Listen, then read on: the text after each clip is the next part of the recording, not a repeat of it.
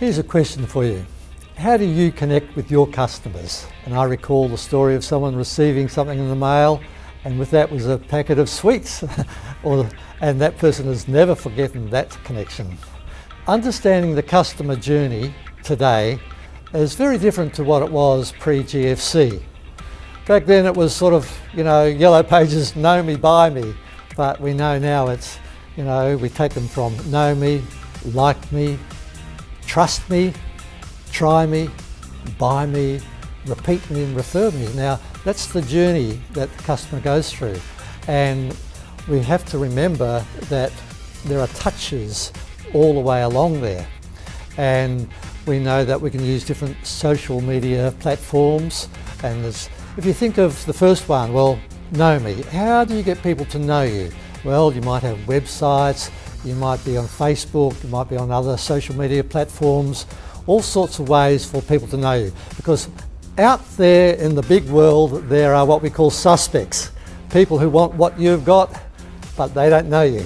Well, your next step from knowing you and liking you is not to buy you, but for you to nurture those suspects and to bring them into prospects. And a prospect is someone where at least you've got an email now and you've got a contact, and you can promote to them and you can nurture them. And then you build up over a period of time trust. Now the biggest things in business today is trust and innovation, and if you don't build trust along that customer journey, then they're not going to buy you down the track. Now we also know that from a new prospect to actually purchasing something from you requires 11 to 13 touches. What are all the steps along the customer journey where you can touch people and nurture them so that they know you, like you, trust you, and then they'll buy you? Well, you might say, look, the most important way of connecting with my customers is my marketing strategy. Well, of course, that's absolutely true.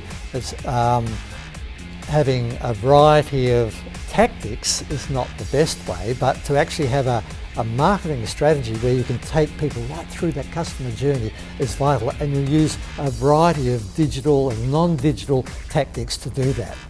Now I want to just remind you that another very important way is networking.